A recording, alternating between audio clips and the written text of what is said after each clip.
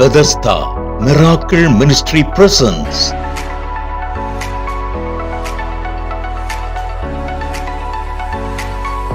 உயிர்ப்பிக்கும் வேதவசனம்.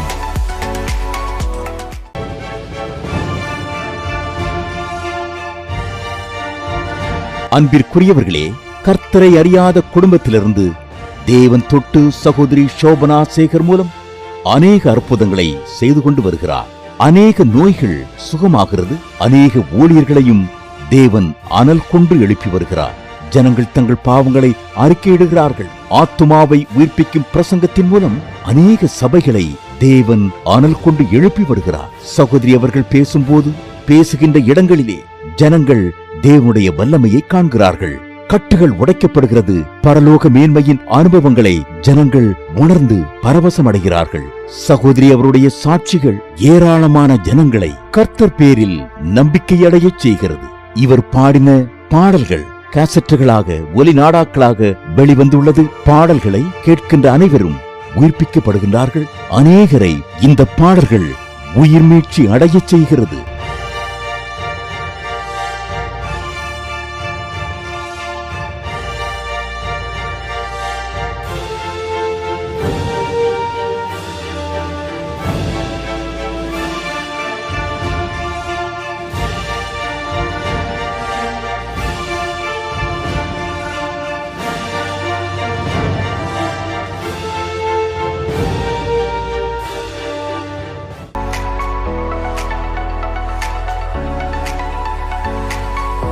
உயிர்ப்பிக்கும் வேதவசனம்.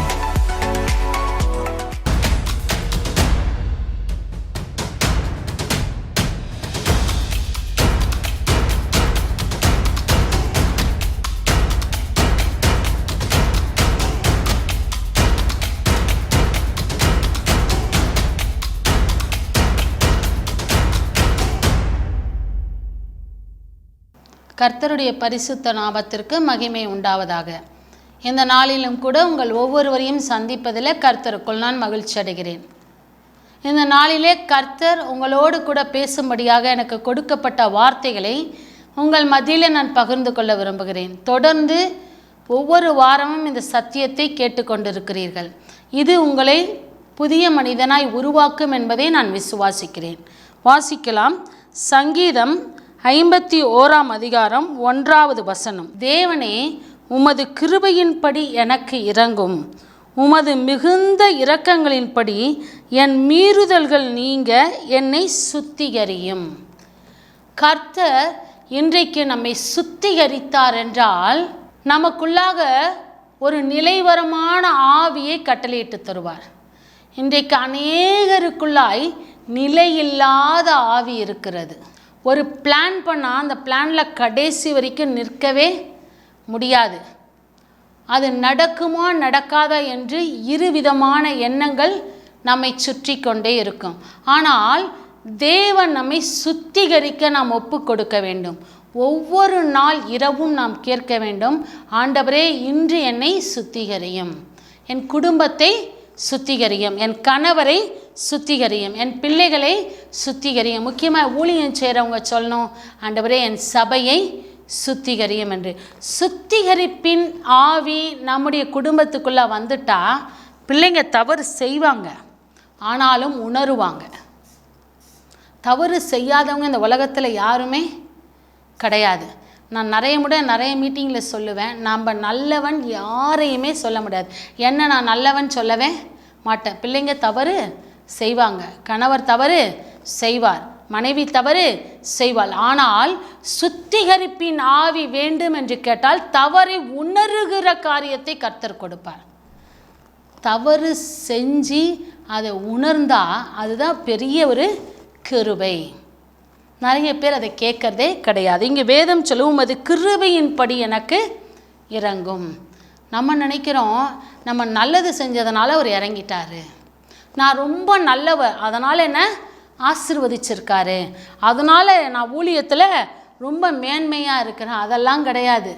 நீ நல்லவன்றதுனாலையோ நான் நல்லவன்றதாலேயோ நம்மளை உயரத்துக்கு கொண்டு போல, அவர் கிருபையின்படி எனக்கு இறங்கி இருக்கிறார். முதல்ல அதை நம்ம புரிஞ்சுக்கணும். அப்போனா நமக்கு பெருமை, கர்வம், ஆணவத்துக்கு அங்கே வழியே கிடையாது. அவர் கிருபையாக இருக்கிறதுனால தான் உனக்கும் எனக்கும் இறங்குகிறார். அடுத்து, உமது மிகுந்த இரக்கங்களின்படி என் மீறுதல்கள் நீங்கள் என்ன சுத்திகரியும். இதை தினமும் கேட்கணும். ஆண்டவரே, நீ இரக்கம் உள்ள தேவன், ஒவ்வொரு நாளும் என்னை சுத்திகரியும். 2வது வசனத்தை வாசிக்கலாம். என் அக்கிரமம் நீங்க என்னை முற்றிலும் கழுவி என் பாவமற என்னை சுத்திகரியும். அக்கிரமம் நீங்கணும்னா அவர் சுத்திகரித்தா மட்டும்தான் அக்கிரமம் நீங்கும். மீறுதல்கள் நீங்கணும்னா அவர் சுத்திகரித்தா மட்டும்தான் மீறுதல்கள் நீங்கும். என் பாவம் முழுசு என்னை விட்டு போன பாவ அறிக்கை இடுவதாலேயோ பாவத்தை மன்னியும் கேட்பதாலேயோ பாவம் போகாது.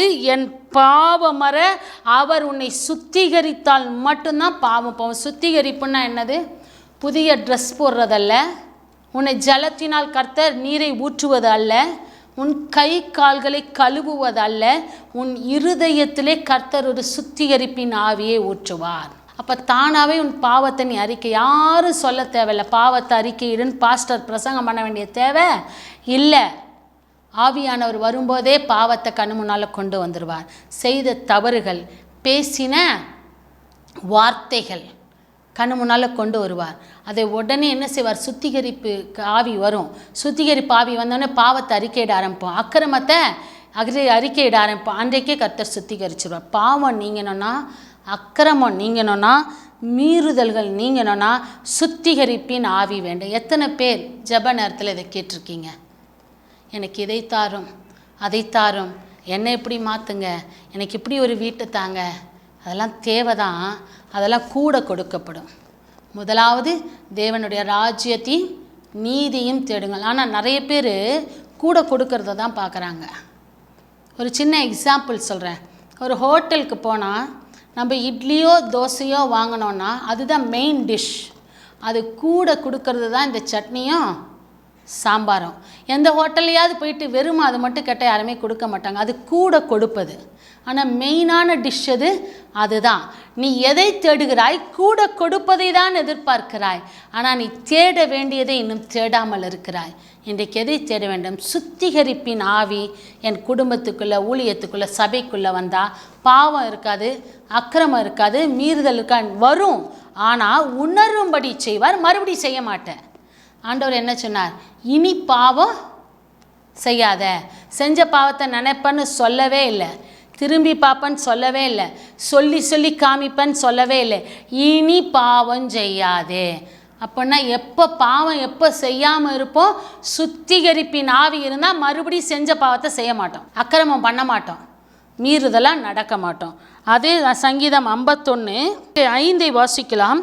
இதோ நான் துர்குணத்திலே உருவானேன், என் தாய் என்னை பாவத்தில் கற்பந்தரித்தாள். துர்குணங்கள், அந்த துர்குணம் நமக்குள்ளே இருந்துச்சுன்னா சுத்திகரிப்பின் ஆவி வந்தால் துர்குணங்கள் நம்மளை விட்டு கடந்து போய்டும். சுத்திகரிப்பினால் பாவம் போகுது, மீறுதல் போகுது, அக்கிரமம் போகுது, துர்குணம் போகுது. அப்போ ஆண்டர்கிட்ட என்ன கேட்கணும்? சுத்திகரிப்பின் ஆவி. நிறைய கூட்டம் வைக்கிறாங்க, எங்கேயாவது சுத்திகரிப்பு கூட்டம் நான் பார்க்குறதே கிடையாது. ஒரு நாள் சபைகளில் வைக்கணும், ஜப கூடுகையில் வைக்கணும் சுத்திகரிப்பின் கூட்டம். அதில் பாட்டு பிரசங்கங்கள் எல்லாத்த விட எல்லாருக்குள்ளே சுத்திகரிப்பின் ஆவியை ஊற்றுங்க. பாவம் நீங்கும், அக்கிரமம் நீங்கும், மீறுதல் நீங்கும், துர்குணம் மாறிடும். ரொம்ப சிம்பிள். ஆனால் யாரும் கேட்கறதே இல்லை. பிசாசு மனக்கண்களை குருடாக்கி வச்சுருக்காங்க. இன்றைக்கி பெரிய பெரிய கூட்டம் நடக்குது, பெரிய பெரிய கன்வென்ஷன் நடக்குது, பெரிய பெரிய பிரசங்கிமார்கள் வருகிறார்கள். ஆனால் அற்புதம், அதிசயங்கள், சும்மா நோய் சுகமாகிறது அதெல்லாம் இல்லை. யாருக்குள்ளே சுத்திகரிப்பு வந்தது? குணங்கள் மாறலை, பேச்சு மாறலை, தன்மை மாறலை, எதுவுமே மாறலை. டெய்லி கேட்கணும். எங்கள் குடும்பத்தில் டெய்லி பிள்ளைங்க போயிட்டு வந்தால் நான் எதையுமே சொல்ல தேவையில்லை. இன்றைக்கி என்னெல்லாம் வாயிலேருந்து வார்த்தை வந்ததை ஒப்பு கொடுங்கன்னு சொன்னோடனே தானாகவே ஒப்பு கொடுத்துருவாங்க. இன்றைக்கி நாங்கள் இதை பேசிட்டோம், நாங்கள் ஜாலியாக தான் பேசிப்போம், சந்தோஷமாக தான் பேசிப்போம், அம்மா பிள்ளைன்ற மாதிரிலாம் பேசிக்க மாட்டோம். ரொம்ப ஜாலியாக இருப்போம். ஆனால் ஜெப நேரம் வந்துட்டா சுத்திகரிப்பின் ஆவியை தாரும் ஆண்டவர்னு சொன்னோன்னு இன்றைக்கி எதை சொன்னோம், அதை சொன்னோம், இன்றைக்கி தெரியாமல் இந்த வார்த்தையை சொல்லிட்டோம், ஆண்டவரே எங்களை மன்னிச்சிருங்க. நம்ம சொல்ல தேவையில்ல. பிள்ளைகளுக்கு சுத்திகரிப்பின் ஆவி என்ன செய்யும்? கிரியை செய்யும். உங்கள் குடும்பத்தில் ஒவ்வொரு நாளும் கேளுங்க, உங்கள் சபையில் ஒவ்வொரு நாளும் கேளுங்க. அடுத்து சுத்திகரிப்பு ஆவி பாருங்க, 7ஆம் வசனத்தை வாசிக்கலாம். அதே சங்கீதம் 51:7. நீர் என்னை ஈசோப்பினால் சுத்திகரியும், அப்பொழுது நான் சுத்தமாவேன். எத்தனை பேருங்க இது! நான் எந்த இடத்துலையும் பார்க்கவே முடியல இப்போல்லாம். அது என் மனசுக்கு ரொம்ப பாரமாக இருக்குது.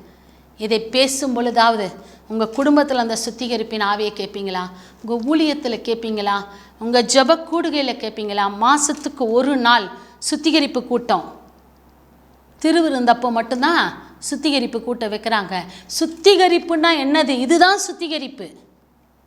திருவிருந்துக்காக சுத்திகரிப்பு இல்லை, இதுதான். இதெல்லாம் ஒப்பு கொடுத்தா திருவிருந்துக்கு தகுதியா மாறிடுவோம். சுத்திகரிப்பில் என்ன கேட்கணும்னு சொல்லி கொடுக்கறதே கிடையாது. நீர் ஈசோப்பினால் என்னை சுத்திகரியும், அப்பொழுது நான் சுத்தமாயிடுவேன். நான் செஞ்ச பாவத்தை இனி பாவம் செய்ய அந்த பாவத்தை மறுபடியும் செய்ய மாட்டேன். ஏன்னா அந்த சுத்திகரிப்பினாவி டெய்லி என் மேலே ஊற்றிக்கிட்டே இருக்கும். என்னை கழுவி அருளும், அப்பொழுது நான் உறைந்த மலையிலும் வெண்மையாக மாறிடுவேனா. சுத்திகரித்து கழுவிட்டாருன்னா உறைந்த மலையிலும் வெண்மை தெரியுமா? ரொம்ப சாஃப்ட் பஞ்சு போல். கடினமாக இருக்கிற மனசு கூட எப்படி ஆகிடும்? சாஃப்டாக மாறிடும். ஒரு சில பேர் கடின இருதயமாக இருப்பாங்க, அழுதா கூட கண்ணில் தண்ணி வராது. எதிர்க்க இருக்கிறவனுக்கு நோயினால் துடிப்பான். ஒரு சில பேர் பார்த்துட்டே சும்மாவே கடின இருதயம், பாறை போல் இருக்குன. ஒரு சில பேர் எதுக்குமே அசைய மாட்டான், இவன் எதுக்குமே அசைய மாட்டான், இவன் அழுதே நான் பார்த்ததில்லை. அதெல்லாம் இல்லை, அங்கே சுத்திகரிப்பு நடக்கலை. அப்போ கடின இருதயம் கூட சுத்திகரிப்பின் ஆவி வந்தால் சாஃப்டான பஞ்சு போல் மாறிடுமா. உறைந்த மலையிலும் வெண்மையாவேன். அது மட்டும் இல்லை, அடுத்த வசனத்தை வாசிக்கலாம். 8வது வசனம். நான் சந்தோஷமும் மகிழ்ச்சியும் கேட்கும்படி செய்யும், அப்பொழுது நீர் நொறுக்கின எலும்புகள் களி கூறும். சுத்திகரிப்பினால் என்னெல்லாம் நடக்குது பாருங்கள். சுத்திகரிப்பு வந்தால், சுத்திகரிப்பின் ஆவி செயல்பட்டால் சந்தோஷமும் மகிழ்ச்சியும் வீட்டில் கேட்குமா. இது வரைக்கும் சந்தோஷமே இல்லை, மகிழ்ச்சியே இல்லை, சிரித்து பேசினதே இல்லை, சிரித்ததே கிடையாது. ஆளுக்கு ஒவ்வொரு பக்கம் முகத்தை திக்கிட்டு, ஒரு சில பேர் வீட்டில் பார்த்தா ஆளுக்கு ஒரு ரூமில் இருப்பாங்க. அந்த ரூமுக்குள்ளேருந்தே பேசிப்பாங்க, முகத்தை பார்த்து பேசுகிறதே கிடையாது. ஏன்னா சுத்திகரிப்பின் ஆவி கிடையாது. சுத்திகரிப்பின் ஆவி வந்தால் சந்தோஷம் மகிழ்ச்சி வரும். அடுத்து நீ நொறுக்கின எலும்புகள் களி கூறுமா. நொறுங்கி போன எலும்பு அப்படின்னா எலும்புருக்கி நோய், வெள்ளமில்லாத ஆவி, நொறுக்கி போட்டு ஒன்றுத்துக்கு யூஸ் இல்லாத பொருள் கூட என்ன ஆகுமா, களி கூர்ந்து சந்தோஷம் மகிழ்ச்சி களி கூறுதல் எல்லாம் நொறுங்கி போன வீட்டில், நொறுங்கி போன மனுஷனுக்குள்ளே வரும். எப்போ சுத்திகரிப்பின் ஆவி கடந்து வந்த. அடுத்து சுத்திகரிப்பின் ஆவி என்ன செய்யும் பாருங்கள். 9வது வசனத்தை வாசிக்கலாம். என் பாவங்களை பாராத படிக்கு நீர் உமது முகத்தை மறைத்து என் அக்கிரமங்களை எல்லாம் நீக்கி அருளும். என் பாவங்களை பார்க்காதபடி உங்கள் முகத்தை மறைச்சி என் அக்கிரமத்தெல்லாம் நீக்கி அருளும். இந்த சுத்திகரிப்பின் ஆவி வந்து இது எல்லாத்தையும் செஞ்சிருச்சுன்னா கூட கொடுக்கறத கர்த்தர் கொடுக்க மாட்டாரா? உனக்கு ஆசீர்வாதத்தை தரமாட்டாரா? உனக்கு நல்ல வேலையை தரமாட்டாரா? உன் கடனை அடைத்து தரமாட்டாரா? நீ வீடு கட்ட உதவி செய்ய மாட்டாரா? உன் திருமணம் நடக்க உதவி செய்ய மாட்டாரா? எல்லாவற்றையும் செய்ய வல்லவர் தீர்க்க தரிசனமாய் சொல்கிறார். நான் சர்வ வல்லமையுள்ள தேவன், என்னாலே செய்யக்கூடாத காரியம் ஒன்றுமில்லை என்று கர்த்தர் சொல்லுகிறார். ஆனால் உனக்குள்ள சுத்திகரிப்பில்லை. இன்றைக்கு கேளுங்க, என்னை சுத்திகரிப்பு கூட்டத்தில் இதை சொல்லித்தாங்க, இதெல்லாம் சொல்லி என்னை சுத்திகரின்னு கேட்கணும். எல்லாரும் வாயை திறந்து கேட்கும்போதே அங்கே ஒரு சுத்திகரிப்பின் ஆவி கடந்து வரும். அவங்கவுங்க பாவத்தை தன்னறியாமே அறிக்கையிடுவாங்க, அவங்கவுங்க அக்கிரமத்தை அறிக்கையிடுவாங்க. இன்னொருத்தன் காதுக்கெல்லாம் அது போவாது, அழ ஆரம்பிப்பாங்க தானா. கல்லான மனசு உடையும், உறைந்த சாஃப்ட் பஞ்சு போல் மாறிடுவாங்க. கர்த்தரங்க ஒரு சுத்திகரிப்பின் ஆவியை கொண்டு வருவதை கேட்கிற உன்னுடைய வீட்டுக்குள்ளாக, உன் ஊழியத்துக்குள்ளாக, உன் சபைக்குள்ளாக ஒரு சுத்திகரிப்பின் ஆவியை கர்த்தர் விழும்படி செய்கிறார். எந்த மனுஷன் இதை கேட்குறானோ அவன் இருதயம் உடையும், அவன் பாவம் அவன் உணரும்படி செய்வான், மறுபடியும் செய்ய மாட்டான். இனி பாவம் செய்யாத, செஞ்சதெல்லாம் பேசலை அவர். இனி செய்யாமல் இருக்கணும்னா சுத்திகரிப்பு ஆவி வேணும், அப்போ தான் உணர்வு வரும். இல்லைன்னா மறுபடியும் செஞ்சதையே செஞ்சு, செஞ்சதையே பேசி, பேசினதையே பேசி, கெடுத்ததையே கெடுத்து, அதே தான் கண்டினியூ நிற்கணும்னா சுத்திகரிப்பின் ஆவி வேணும். சுத்திகரிப்பின் ஆவி வந்தால் என்ன நடக்கும்? 10வது வசனத்தை வாசிக்கலாம். தேவனை சுத்த இருதயத்தை என்னிலே சிருஷ்டியும், நிலைவரமான ஆவியை என் உள்ளத்திலே புதுப்பியும். சுத்திகரிப்பின் ஆவி வந்தால் சுத்த இருதயம், சுத்தமான ஒரு இருதயம், க்ளீன் ஹார்ட். சுத்தமாக இருக்கும் இருதயத்தில் அக்கிரமம் இருக்காது, பாவம் இருக்காது, மீறுதல் இருக்காது, கடின இருதயம் இருக்காது, ஒன்றும் இருக்காது. இது எல்லாம் உங்ககிட்ட வந்துச்சுன்னா எந்த பிசாசு உன்னை தொட முடியும்? எந்த மந்திரக்கட்டு உங்களை தொட முடியும்? எந்த செய்வனை உங்களை தொடர முடியும்? யார் உன்னை அழிக்க முடியும்? வேதம் சொல்லுதில்ல, உனக்கு எதிராய் நிற்பவன் யார்? எப்போ அந்த வசனம் செயல்படும்? இதெல்லாம் உங்ககிட்ட இருந்தால் உன் முன்னால் ஒருத்தனை நிற்க முடியாது, கை நீட்டி பேச முடியாது, உன் கண்ணு நேருக்கு நேராக பார்க்க முடியாது. ஆதி காலத்தில் ஊழியக்காரர்கள் கண்ணை பார்த்தாலே பிசாசு ஓடிடும், ஜோம் பண்ண மாட்டாங்க. கண்ணை பாருன்னுவாங்க, கண்ணை பார்த்தாலே பிசாசு ஓடும். எப்படி? சுத்திகரித்து கொள்ளுவாங்க தங்களை. இன்றைக்கி அதை பற்றி பேசுகிறதே கிடையாது யாரும். இன்றைக்கி 2 மணி நேரம் 3 மணி நேரம் ஜெபிச்சா கூட பிசாசு நம்மளை பார்த்து பேசுது. எப்படி? சுத்திகரிப்பு கிடையாது. ஆவியானவர் சொல்லுகிறார், இந்த வரக்கூடிய நாட்களில் ஜெயிக்க இதெல்லாம் தேவை. சபைகளில் சொல்லுங்க, வீடுகளில் சொல்லுங்க, சபை கூட்டங்களில் இதை பற்றி பேசுங்க. பிள்ளைகளுக்குள்ளாக, கணவருக்குள்ளாக, உன் சபைக்குள்ளாய் சுத்திகரிப்பின் ஆவியை ஊற்றும்படி சொல்லுங்க. அப்போ கண்ணு பார்த்தா போதும், நீ நின்னா போதும், நீ பேசினா போதும். உனக்கு எதிராய் நிற்பவன் யார்? பிசாசா, வல்லமையா, மந்திரமா, சூனியமா, அழிக்க நினைக்கிறவனா, வியாதியா? வியாதியை நீ ஒரு பார்வை பார்த்தீங்கன்னா உன்னை விட்டு ஓடிடும். ஸ்கேன், இசிஜி ரிப்போர்ட்லாம் பொய்யா மாறிடும், டாக்டர் சொன்னதெல்லாம் பொய்யா மாறிடும். கர்த்தர் செய்ய வல்லவர், எனக்கு செய்திருக்கிறார், உனக்கும் செய்ய வல்லவர். அவரால் சகலவற்றையும் செய்யக்கூடும். அவர் சர்வ வல்லமையுள்ள தேவன். எத்தனை வசனம்! காற்றையும் கடலையும் அதட்டினவர். ஏன்னா அவர் டெய்லி தன்னை சுத்திகரித்து கொண்டார். அவரிடத்திலே பாவம் இல்லை, அதனால் அவர் முன்னால் நிற்க முடியல. என்னை காட்டிலும் பெரிய காரியங்களை செய்வான்றார். எப்போ செய்வான்? சுத்திகரிப்பின் ஆவி இருந்தால் அவரை காட்டிலும் பெரிய காரியங்களை செய்ய முடியும். இன்றைக்கி பார்த்தா பிசாசு ஓடுதா? பேசினா ஓடுதா? ஏன்? நமக்குள்ள சுத்திகரிப்பு இல்லை. சுத்திகரித்து போய் நின்று பாருங்கள். நீ ஊழியக்காரனாக இருக்கணுன்ற அவசியமே இல்லை. நின்னா பார்த்தா பிசாசு ஓடும். உன் முன்னால் நிற்கிறப்பா, இவ்வளோ பார்த்தா பயமாக இருக்கு, எனக்கு என்னால் நிற்க முடியல, இந்த பையனை பார்த்தா நிற்க முடியல. ஃப்ரெண்டு சொல்லுவான், டே உன்னை பார்த்தா பொய் பேச முடியலடா, என்னால் உன்னை பார்த்தா ஏமாற்ற முடியல. எப்படி? சுத்திகரிப்பின் ஆவி உனக்குள்ளாய் செயல்படும். சுத்த இருதயம் வருமா? அடுத்து நிலைவரமான ஆவி என் உள்ளத்திலே புதுப்பியும் என்று கர்த்தர் சொல்லுகிறார். நிலைவரமான ஆவி வரும், சந்தோஷம் வரும், சமாதானம் வரும், களி கூறுதல் வரும். உன்னை சுத்த இருதயமாக மாற்றுவார்.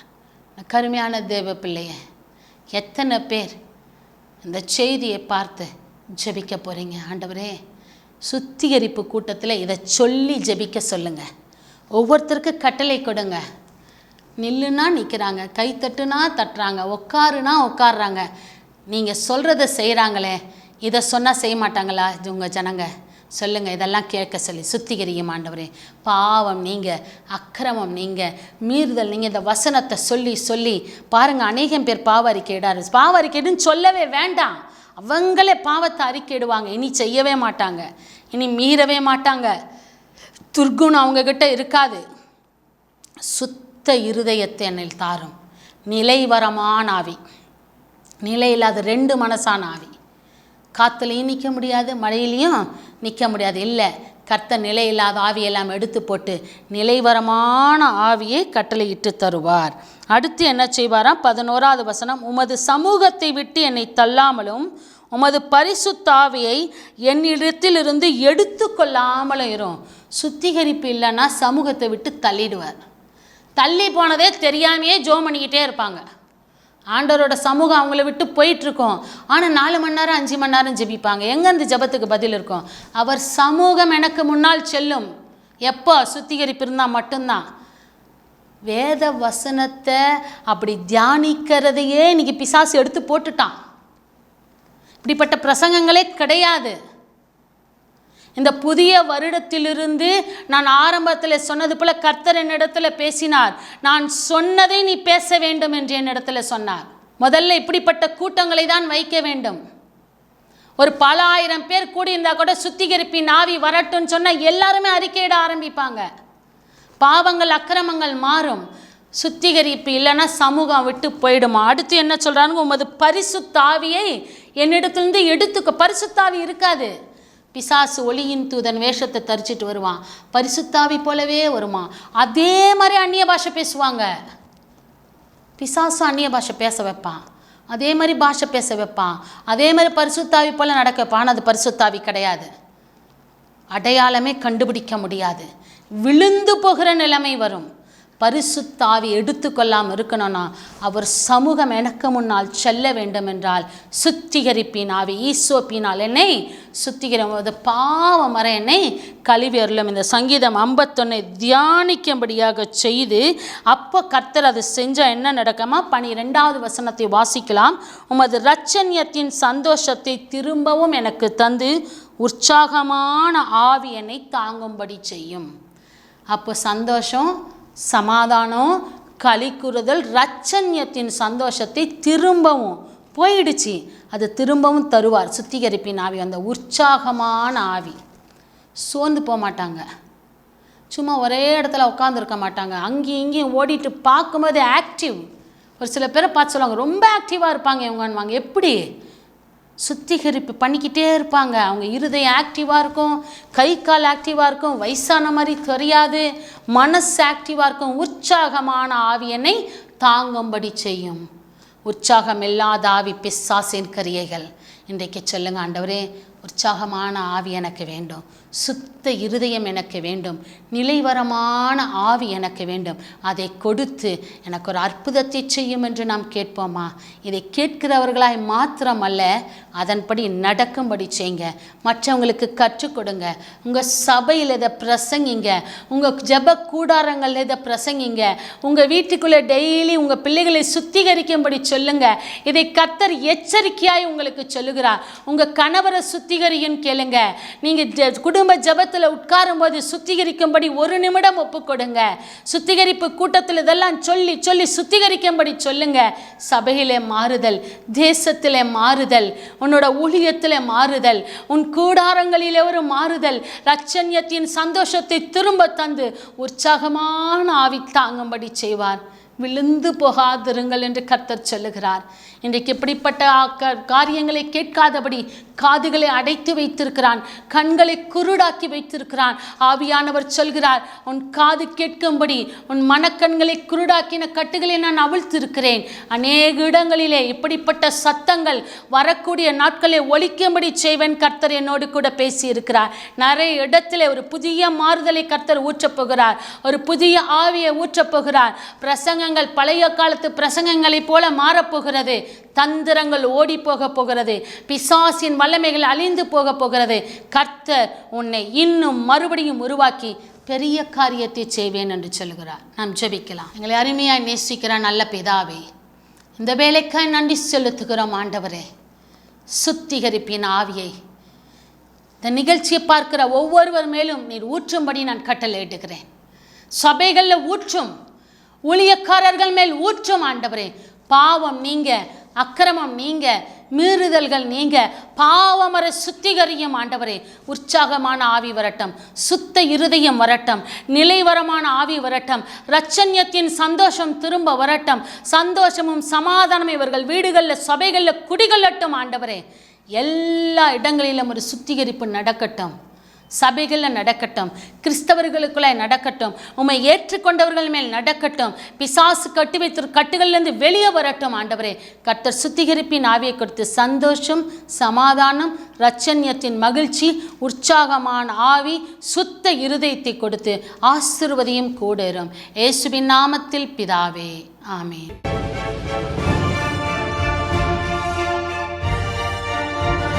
அன்பிற்குரியவர்களே, கர்த்தரை அறியாத குடும்பத்திலிருந்து தேவன் தொட்டு சகோதரி சோபனா சேகர் மூலம் அநேக அற்புதங்களை செய்து கொண்டு வருகிறார். அநேக நோய்கள் சுகமாகிறது. அநேக ஊழியர்களையும் தேவன் அனல் கொண்டு எழுப்பி வருகிறார். ஜனங்கள் தங்கள் பாவங்களை அறிக்கையிடுகிறார்கள். ஆத்துமாவை உயிர்ப்பிக்கும் பிரசங்கத்தின் மூலம் அநேக சபைகளை தேவன் அனல் கொண்டு எழுப்பி வருகிறார். சகோதரி அவர்கள் பேசும்போது, பேசுகின்ற இடங்களிலே ஜனங்கள் தேவனுடைய வல்லமையை காண்கிறார்கள். கட்டுகள் உடைக்கப்படுகிறது.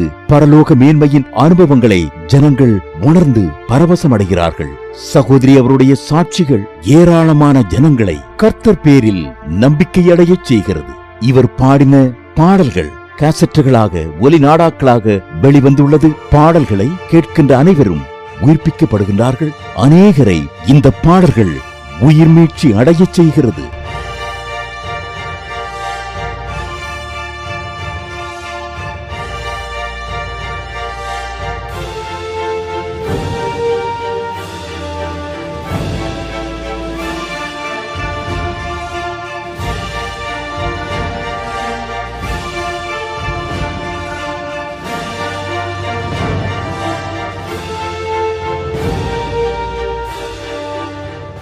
இந்த ஊழியங்களை பற்றி மேலும் அறியவும் உங்கள் ஜெப தேவைகளுக்கும் ஆலோசனைகளுக்கும் தொடர்பு கொள்ள வேண்டிய முகவரி சகோதரி Shobana Sekar, Bethesda miracle ministry, number 4, Gandhi Nagar, Mariamman கோயில் street, west Tambaram, Chennai 600045. Cellphone 9382730876 and 9380776614.